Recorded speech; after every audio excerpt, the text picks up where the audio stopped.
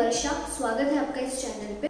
आज हम कुछ ऐसे स्टॉक्स के बारे में बात करेंगे जिनमें कुछ ना कुछ इकोनॉमिक मोट हो। इकोनॉमिक मोट मतलब क्या? Competitive advantage. ऐसी कौन सी एडवांटेज है कंपनी के पास जो वो कंपनी अपने कॉम्पिटिटर को दूर रख रही है। क्योंकि हम जब भी अगर बिजनेस करते हैं हमें चाहिए कि हमारा कॉम्पिटिटर जो है वो हमसे दूर रहे। अगर मान लो मेरी एक कपड़े की दुकान है, ठीक है, और मेरे ही बगल में, मेरी दुकान के बगल में कोई और कपड़े की दुकान है, तो मैं ऐसा क्या करूंगी कि कस्टमर्स मेरे पास आए और उसके पास ना जाए, राइट। सो इकोनॉमिक मोड्स या कॉम्पिटिटिव एडवांटेज वो चीज़ होती है जो कंपनी के पास अगर वो कुछ ना कुछ कॉम्पिटिटिव एडवांटेज है, कुछ ना कुछ इकोनॉमिक मोड है, तो वो कंपनी अपने कॉम्पिटिटर को बहुत टाइम तक अपने से दूर रखती है। तो आज अपन कुछ ऐसे स्टॉक्स देखेंगे जिनके पास कुछ ना कुछ मोड्स है, कुछ ना कुछ कॉम्पिटिटिव एडवांटेज है। तो मैं आपको कुछ 5 से 6 इकोनॉमिक मोड्स बताऊंगी और वो मोड्स, वो एडवांटेज कौन सी कंपनी के पास है, मैं वो कंपनीज के नाम भी बताऊंगी। क्योंकि ना हमें ये मोड्स फाइंड आउट करना, ये एडवांटेजेस फाइंड आउट करना बहुत इंपॉर्टेंट है। इंडिया में 5 से 6 हज़ार कंपनियां लिस्टेड है। अब 5-6 हज़ार कंपनियों के स्टॉक्स आप नहीं खरीद सकते और खरीदने भी नहीं चाहिए। आपको 20 से 25 स्टॉक्स चाहिए, ठीक है, आपका एक पोर्टफोलियो बनाने के लिए। वो 20 से 25 स्टॉक्स आप 5 से 6 हज़ार के कंपनियों में से कैसे चुनेंगे, राइट। आपको तो बेस्ट स्टॉक्स चाहिए, आपको बेस्ट कंपनियां चाहिए जो मल्टी बैगर, बोलते हैं ना कि मल्टी बैगर कंपनियां चाहिए, राइट। तो वो मल्टी बैगर, वो डायमंड्स, वो जेम्स निकालने के लिए आपको ये कॉम्पिटिटिव मोड्स या कॉम्पिटिटिव एडवांटेज बेसिकली हेल्प करेंगे। तो अब अपन देखते हैं वो कौन से मोड्स हैं और उसके रिलेटेड कौन सी कंपनियां। पहला मोड है गवर्नमेंट प्रोटेक्शन। अब जिन कंपनियों के पास गवर्नमेंट प्रोटेक्शन है उसका मतलब क्या है कि गवर्नमेंट ने इन कंपनियों को कॉम्पिटिटर से बचा के रखा है। इसको समझते हैं। क्रेडिट रेटिंग कंपनियां, ठीक है, क्रेडिट रेटिंग कंपनियां जो है, कल कोई भी उठ के क्रेडिट रेटिंग कंपनी नहीं खोल सकता, उसको गवर्नमेंट लाइसेंस नहीं देगी। सो बेसिकली जो 5-6 क्रेडिट रेटिंग कंपनियां हैं उनको किसने बचा के रखा है? गवर्नमेंट ने बचा के रखा है। क्योंकि 7वीं 8वीं क्रेडिट रेटिंग कंपनी ऐसे ही नहीं आ जाएगी, राइट, क्योंकि गवर्नमेंट ने उसको लाइसेंस ही नहीं दे रहा है। सो ऐसे में ये जो क्रेडिट रेटिंग कंपनियां हैं इनमें एक मोड जो है वो है गवर्नमेंट प्रोटेक्शन। अब मुझे जो क्रेडिट रेटिंग कंपनी पसंद है वो है इकरा। पहले तो ये समझते हैं कि क्रेडिट रेटिंग कंपनियां करती क्या है।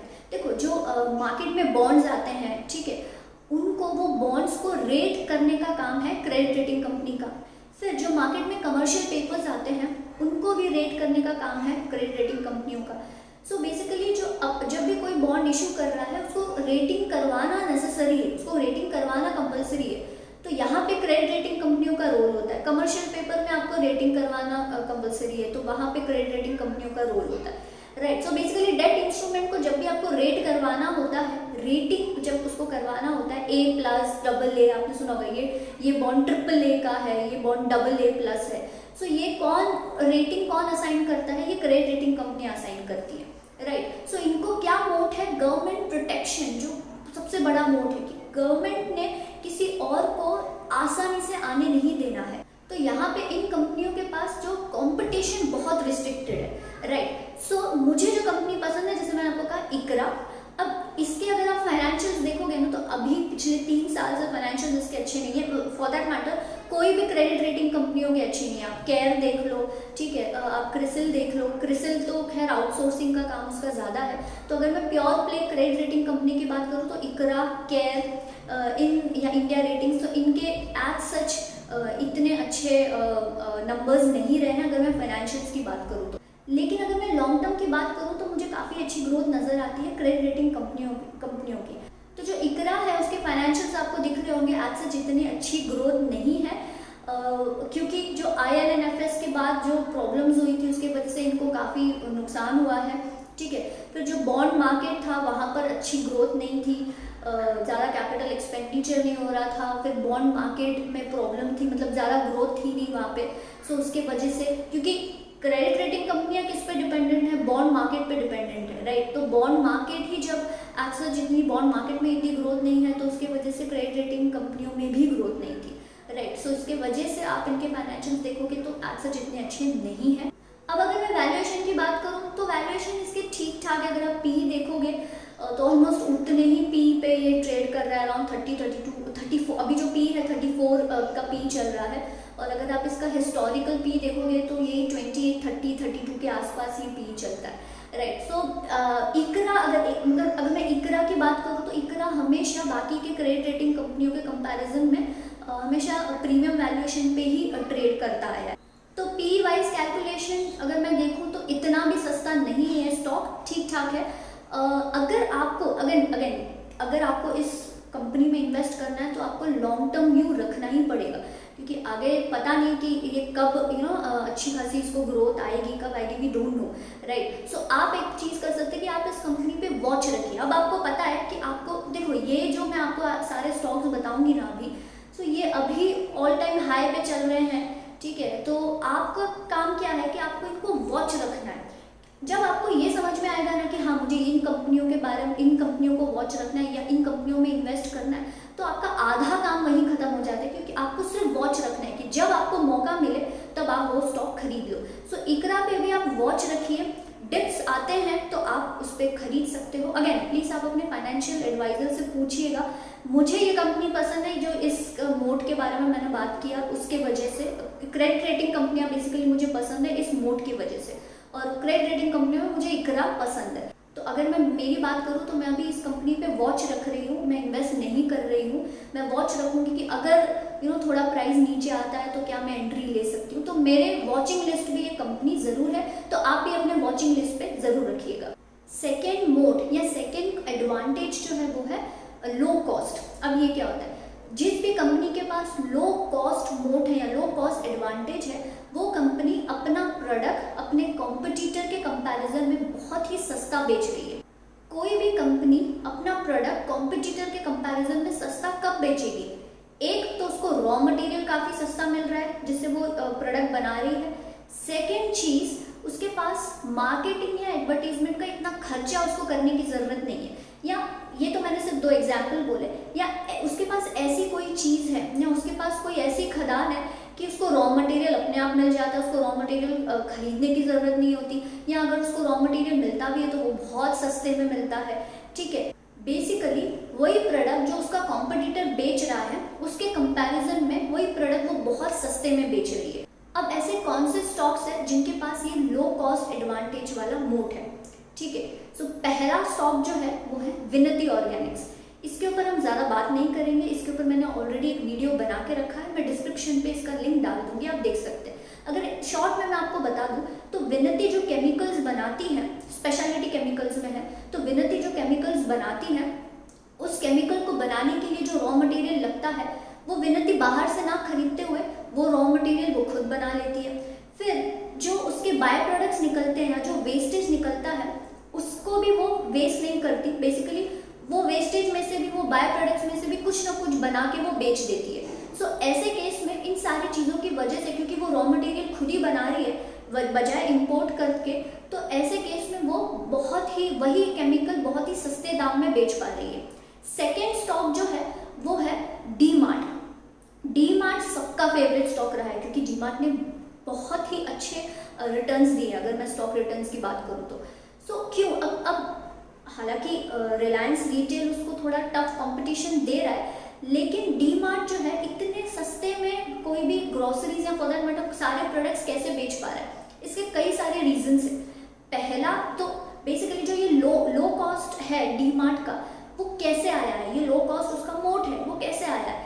पहली चीज़ जो है, जो डी मार्ट जो भी सप्लायर्स से माल लेता है, उन सप्लायर्स को वो बाकी सारे रिटेलर्स के या बाकी सारे जो सुपरमार्केट्स हैं उनके कंपैरिजन में बहुत जल्दी पेमेंट करता है। तो सप्लायर्स को बहुत जल्दी पेमेंट, अर्ली पेमेंट करने की वजह से सप्लायर्स उसको डिस्काउंट देते हैं।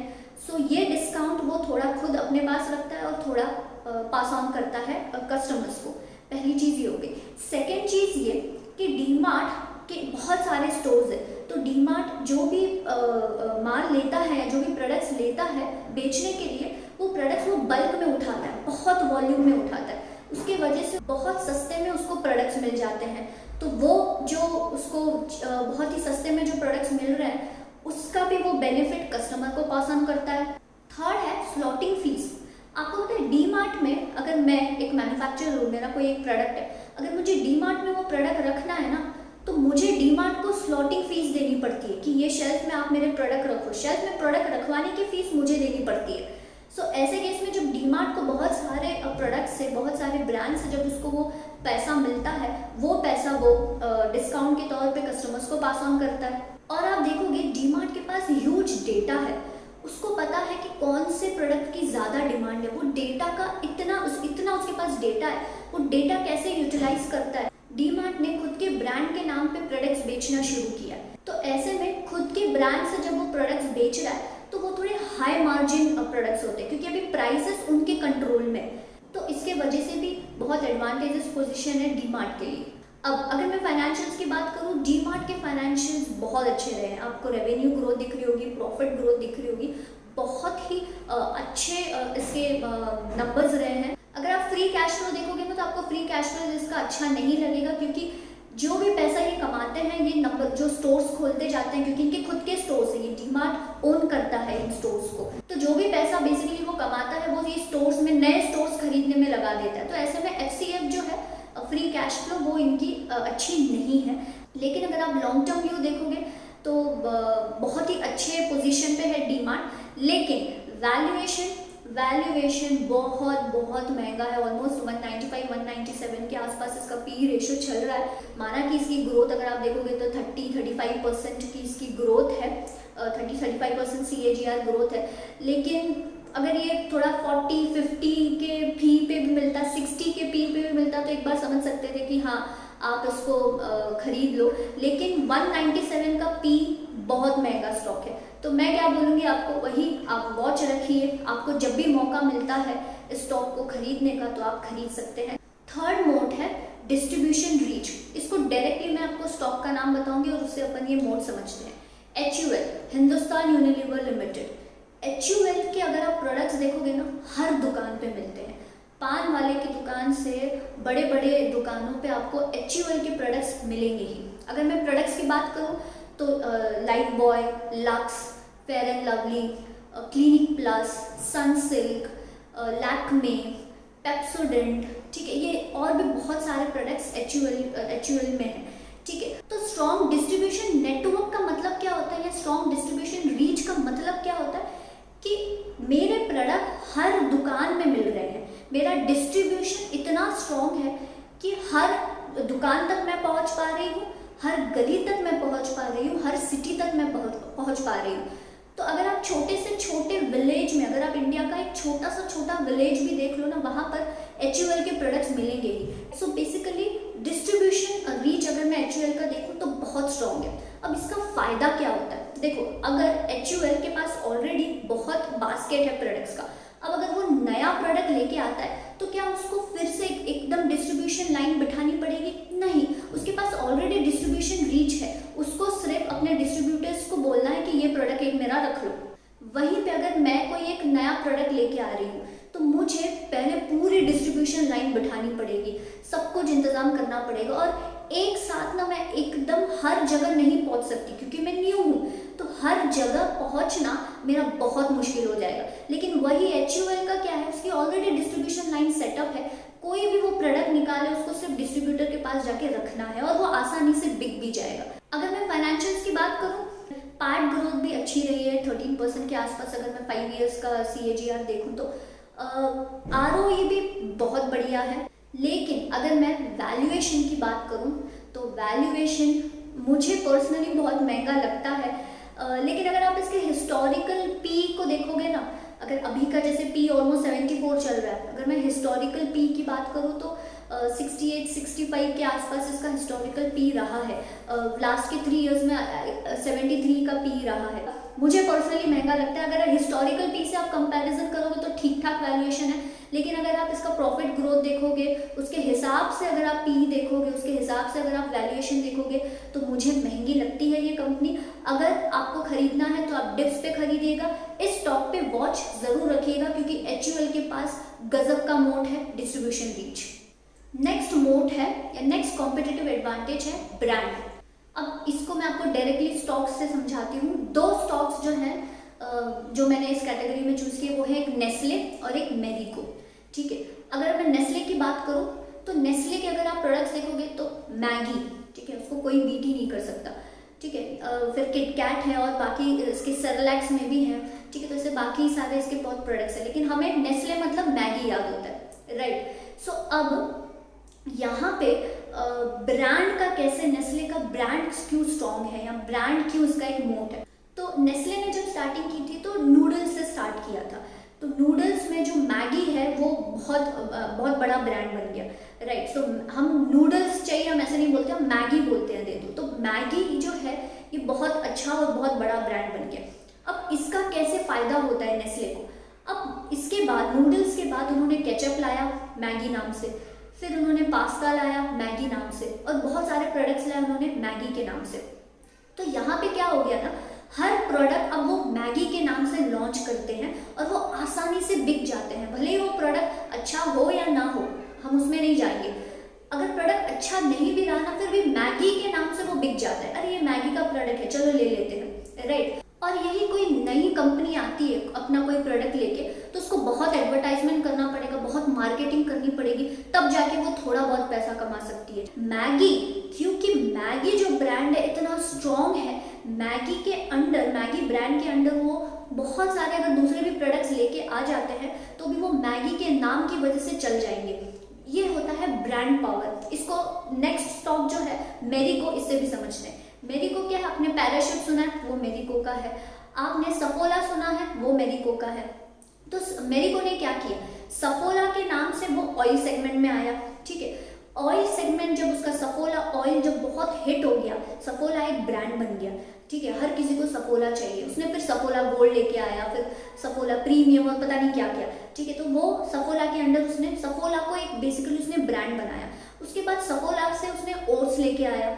ठीक है, फिर सफोला के नाम से उसने सफोला के अंडर बहुत सारे प्रोडक्ट्स लेके आना शुरू किए। तो उसने क्या किया, जो सफोला जो उसका हिट गया था ब्रांड, उसके अंडर उसने बहुत सारे प्रोडक्ट्स लेके आ गए। सफोला के नाम से ही वो बहुत सारे प्रोडक्ट्स लेके आ गया, राइट। सो इसको बोलते हैं ब्रांड। सफोला की वजह से उसके बाकी सारे प्रोडक्ट्स भी बहुत आसानी से बिक जाते हैं। अरे ये तो सफोला वाला है, ये सफोला वाला ओट्स है, चलो इसको ले लेते हैं। क्यों, क्योंकि सफोला की वजह से हम बाकी सारे प्रोडक्ट्स ले लेते हैं। सो इसके वजह से ये जो ब्रांड है, नेस्ले के पास मैगी का ब्रांड है, मैरिको के पास सफोला का ब्रांड है। तो इस ब्रांड की वजह से ना, इस ब्रांड के अंडर सारे न्यू प्रोडक्ट्स अपने आप बिक जाते हैं। उनको कोई एडवर्टाइजमेंट एज सच, ऐसा नहीं कि बिल्कुल ही एडवर्टाइजमेंट नहीं करनी पड़ती है, लेकिन वो ब्रांड ऑलरेडी सेटअप है। उसके बाद थोड़ा मार्जिनल या थोड़ा सा एडवर्टाइजमेंट करके उनको ह्यूज वॉल्यूम आते हैं, क्योंकि वो ब्रांड की वजह से उनको बहुत ही ह्यूज वॉल्यूम्स आ जाते हैं।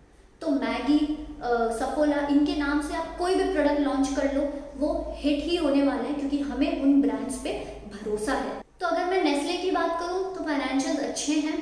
अगर आप पैट ग्रोथ देखोगे तो अराउंड 19% है 5 इयर्स की CAGR अगर आप ग्रोथ देखोगे तो।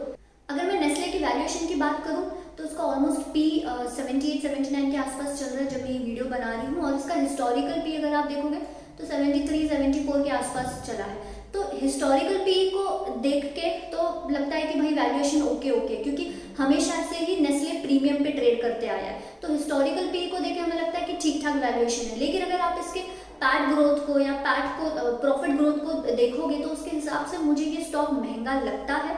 सो अगेन इस स्टॉक पे आप वॉच रखिए, वॉच लिस्ट में ये स्टॉक रखिए, और जब भी आपको मौका मिले डिप्स पे आप इस स्टॉक को जरूर खरीद सकते हैं। अगर मैं मैरिको की बात करूं तो मैरिको के फाइनेंशियल्स भी काफ़ी अच्छे रहे हैं। ऑलमोस्ट 5 ईयर का अगर मैं पैट ग्रोथ देखूं तो 13% के आसपास रहा है, विच इज़ गुड। और अगर मैं वैल्यूएशन की बात करूं तो वैल्यूएशन मुझे महंगा लगता है। मेरे पास मैरिको है, लेकिन मैंने मैरिको बहुत सस्ते में खरीदा था, ऑलमोस्ट 200 के आसपास मैंने ये स्टॉक को खरीदा था।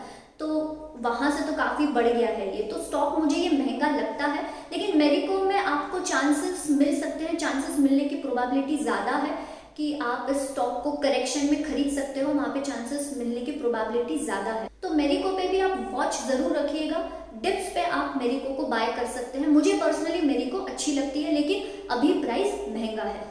नेक्स्ट मोड है नेटवर्क इफेक्ट। ये आपने मेरा अगर MCX का वीडियो देखा है, IEX का वीडियो देखा है, नौकरी का वीडियो देखा है, तो आपको पता होगा कि नेटवर्क इफेक्ट क्या है। तो मैं आपको एक शॉर्ट में बता देती हूँ और फिर मैं आपको स्टॉक्स बता दूंगी। नेटवर्क इफेक्ट मतलब क्या, आप फेसबुक या व्हाट्सएप पे क्यों हो, क्योंकि बहुत सारे लोग फेसबुक या व्हाट्सएप पे, क्योंकि आपके फ्रेंड्स फेसबुक या व्हाट्सएप पे। सो बेसिकली कोई भी, अगर मैं इन स्टॉक्स की अगर मैं बात करूँ तो मुझे जो स्टॉक्स इसमें पसंद है वो है MCX, IEX और इन्फो एज। MCX और IEX पे मैंने ये वीडियो बनाया हुआ है, तो इसके बारे में इन डिटेल आपको मैं डिस्क्रिप्शन पे लिंक डाल दूंगी, उस वीडियो में आपको पूरा डिटेल मिल जाएगी, ठीक है, MCX और IEX के बारे में। इन्फो एज में भी जो मैंने टॉप 4 का एक वीडियो बनाया था, टॉप 4 स्टॉक्स का, तो उसमें मैंने इन्फो एज की बात की है, तो उसकी भी लिंक मैं डिस्क्रिप्शन पे डाल दूंगी, आप देख सकते हो। सो बेसिकली MCX, IEX या इन्फो एज जो Naukri.com है, बेसिकली वो प्लेटफॉर्म क्यों इतने चलते हैं, क्योंकि MCX देख लो, IEX देख लो, हर एक, और इन तीनों में ना MCX, IEX और Naukri.com, इन तीनों का मार्केट शेयर अगर आप देखोगे बहुत ज़्यादा मार्केट शेयर है, मतलब बहुत लोग ये प्लेटफॉर्म यूज़ करते हैं। क्यों, क्योंकि ये लोग एक तो बहुत पहले आए थे इस बिजनेस में, पहली चीज़ ये, तो जब आप पहले आते हो कोई भी बिजनेस में तो सारे जो बायर्स हैं, सारे सेलर्स हैं, बेसिकली सारे पार्टिसिपेंट्स आपका प्लेटफॉर्म यूज़ करते हैं। सो यहाँ पर नेटवर्क ऐसा बैठ जाता है ना। तो अब अगर मैं इन्फो एज की बात करूँ तो इन्फो एज पे सारे एप्लीकेंट्स क्यों हैं, क्योंकि सारे रिक्रूटर्स वहाँ पे, सारे रिक्रूटर्स वहाँ पे क्यों हैं, क्योंकि सारे एप्लीकेंट्स वहाँ पे हैं। सो बेसिकली ये जो नेटवर्क है वो फॉर्म हो चुका है, क्योंकि अब जो पार्टिसिपेंट्स हैं जिनको जॉब चाहिए उनको भी पता है कि सारे जो रिक्रूटर्स हैं वो नौकरी पे हैं, तो हमने भी नौकरी पे जाना चाहिए। जो सारे रिक्रूटर्स हैं उनको पता है कि सारे पार्टिसिपेंट्स नौकरी पे आने वाले हैं, तो इसलिए हमने भी नौकरी पे जाना चाहिए। और नए जो रिक्रूटर्स और नए जो पार्टिसिपेंट्स हैं वो क्या देखेंगे कि इतने सारे लोग जब नौकरी पे हैं तो हम भी नौकरी पे जाएंगे, क्योंकि वहाँ पे हमें, अगर मैं एक एप्लीकेंट हूँ तो मुझे पता है कि नौकरी पे मुझे ज़्यादा चांसेस हैं मुझे नौकरी मिलने की, और जो रिक्रूटर है उनको भी पता है कि ज़्यादा चांसेस नौकरी पे है कि हमें एप्लीकेंट्स मिलेंगे। सो ये नेटवर्क बैठा हुआ है। सो वैसे ही ये जो नेटवर्क इफेक्ट है ये इन्फो एज, MCX और IEX पे ये नेटवर्क इफेक्ट पाया जाता है, और इन सब के ऊपर मैंने वीडियो बना के रखा है जो मैं डिस्क्रिप्शन बॉक्स पे लिंक डाल दूंगी। नेक्स्ट मोड है स्विचिंग कॉस्ट। अब इसको डायरेक्टली मैं स्टॉक्स के नाम लेके आपको बताती हूँ। जो मुझे स्टॉक्स पसंद है वो है HDFC bank, Kotak bank, IDFC first bank, ये बैंकिंग में हो गया। IT में भी स्विचिंग कॉस्ट होता है, तो IT में भी मुझे इन्फोसिस, TCS, ये 2 स्टॉक्स पसंद है। अब पहले इसको समझ लेते हैं। अब अगर मैं बैंक्स की बात करूँ तो HDFC और कोटक जो है ये अपने इंटरेस्ट बहुत कम देते हैं, सेविंग अकाउंट पे इंटरेस्ट उनका कम होता है, 3.5% के आसपास। अब IDFC फर्स्ट बैंक जो है वो अभी ज़्यादा इंटरेस्ट रेट दे रहा है सेविंग्स पे। तो सपोज मेरा HDFC बैंक में अकाउंट है, तो क्या मैं HDFC को छोड़ के IDFC में चले जाऊंगी, IDFC फर्स्ट बैंक में अकाउंट खुलवाऊंगी? शायद नहीं। क्यों?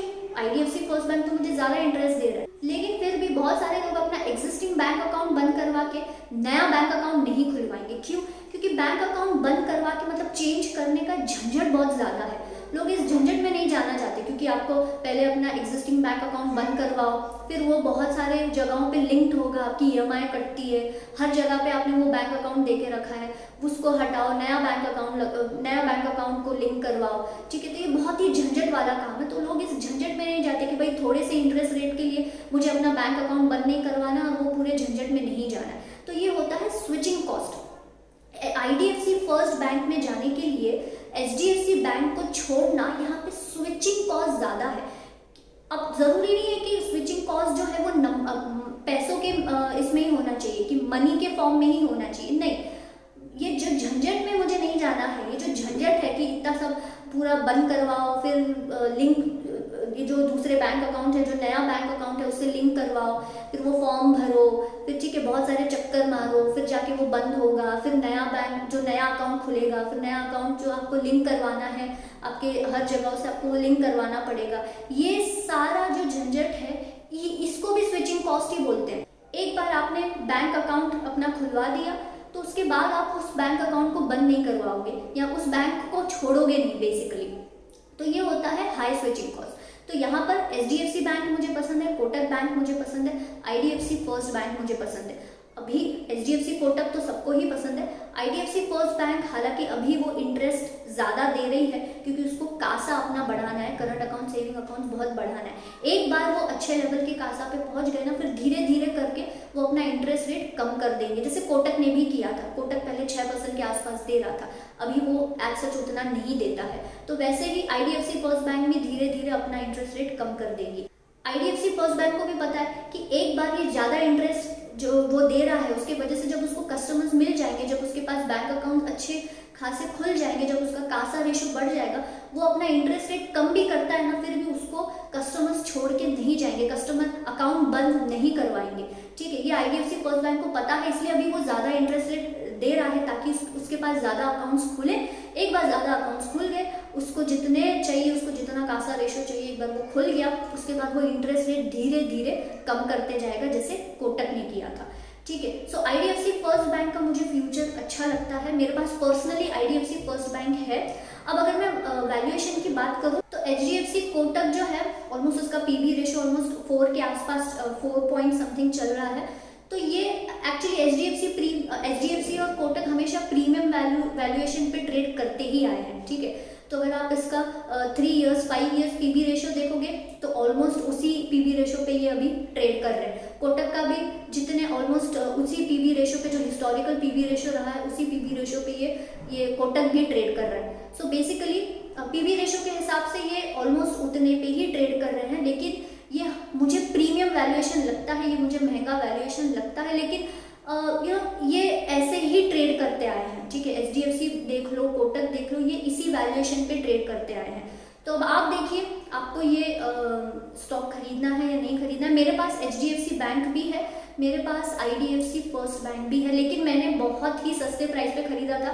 एचडीएफसी मैंने ऑलमोस्ट कोरोना के टाइम पे खरीदा था, आईडीएफसी फर्स्ट भी मैंने बहुत पहले खरीदा था, तो अभी ये मुझे थोड़े महंगे लगते हैं। आईडीएफसी फर्स्ट बैंक में शायद आपको मौका मिल जाए खरीदने का, तो आईडीएफसी फर्स्ट बैंक पे ध्यान रखिएगा। एचडीएफसी बैंक और कोटक बैंक का तो मुझे पता नहीं कि ये कब कम होंगे या इसके स्टॉक प्राइस कब नीचे आएगा, आई डोंट नो। और एचडीएफसी का जैसे आईटी का ग्लिच बहुत चल रहा है, तो एचडीएफसी बैंक का अगर आप देखोगे तो उनमें कस्टमर्स को बहुत प्रॉब्लम आ रही है, आईटी रिलेटेड जो बहुत प्रॉब्लम्स चल रही है। तो उस दौरान अगर एचडीएफसी बैंक में स्टॉक प्राइस नीचे जाता है तो आपको शायद अपॉर्चुनिटी मिल जाए खरीदने की। उस ग्लिच के वजह से वो जो एचडीएफसी की बहुत, अगर आप देखोगे न्यूज़ में तो बहुत उसकी प्रॉब्लम्स चल रही है। कस्टमर डिजिटल प्लेटफॉर्म है उसका, उसमें बहुत प्रॉब्लम फेस कर रहे हैं, तो वहाँ पे आपको मौका मिल सकता है एचडीएफसी बैंक का स्टॉक खरीदने का। कोटक का आई डोंट नो, तो एचडीएफसी बैंक पे नज़र रखिएगा, वॉच लिस्ट में रखिएगा, और अगर डिप्स आते हैं तो आप खरीद सकते हैं। प्रीमियम वैल्यूएशन पे तो वो हमेशा से ही ट्रेड करता आ रहा है। आईडीएफसी फर्स्ट बैंक की अगर मैं बात करूं तो मुझे इसका फ्यूचर अच्छा लगता है। हालांकि आईडीएफसी फर्स्ट बैंक भी काफ़ी बढ़ चुका है, अगर आप उसका स्टॉक प्राइस देखोगे तो अच्छे खासे परसेंटेज से बढ़ा है। तो अगर आपको आईडीएफसी फर्स्ट बैंक भी खरीदना है तो आप लॉन्ग टर्म व्यू रखिएगा। आईडीएफसी फर्स्ट बैंक में भी आपको मौका मिलेगा, मुझे ऐसा लगता है खरीदने का, क्योंकि अभी जब लास्ट क्वार्टर के रिजल्ट्स आएंगे तो जब एनपीएस निकलेंगे, अभी जैसे कि एनपीएस सबके सप्रेस्ड है, सुप्रीम कोर्ट ने जो ऑर्डर लाया है कि आप अभी एनपीएस मत दिखाइए, तो जब ये एनपीएस थोड़े थोड़े करके बाहर निकलेंगे, जब इनको एनपीएस पूरे दिखाने पड़ेंगे, तब हो सकता है कि ये बैंकिंग स्टॉक्स जो हैं उसमें करेक्शन आए। तो HDFC bank, Kotak Mahindra bank और आईडीएफसी फर्स्ट बैंक पे ध्यान जरूर रखिएगा, क्योंकि हमें मौका मिल सकता है करेक्शन पे बाय करने का, क्योंकि अब जैसे कि क्वार्टरली रिजल्ट्स आएंगे, एनपीएस थोड़े बढ़ने के चांसेस हैं, जिसके वजह से स्टॉक प्राइस में करेक्शन आ सकता है। अब मुझे नहीं पता कि एग्जैक्टली आएगा कि नहीं आएगा, लेकिन एक्सपेक्टेड है कि स्टॉक प्राइस में करेक्शन आएगा।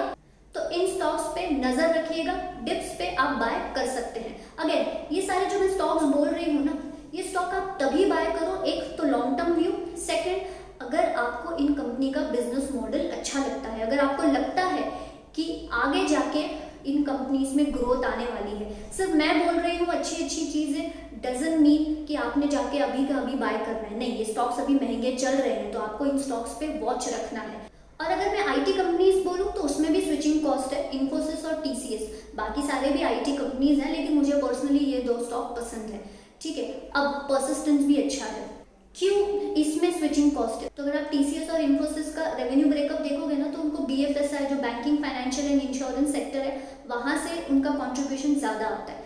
ठीक है, सो यहाँ पर कैसा है ना कि एक बार सपोज मैं बैंक हूँ, मैंने अपने पूरे बैंकिंग के लिए इन्फोसिस को कॉन्ट्रैक्ट दिया है कि आप हमारे लिए सॉफ्टवेयर बनाओ, ठीक है। अब पूरे बैंक्स में, पूरे ब्रांचेस में वो सॉफ्टवेयर चलता है, ठीक है।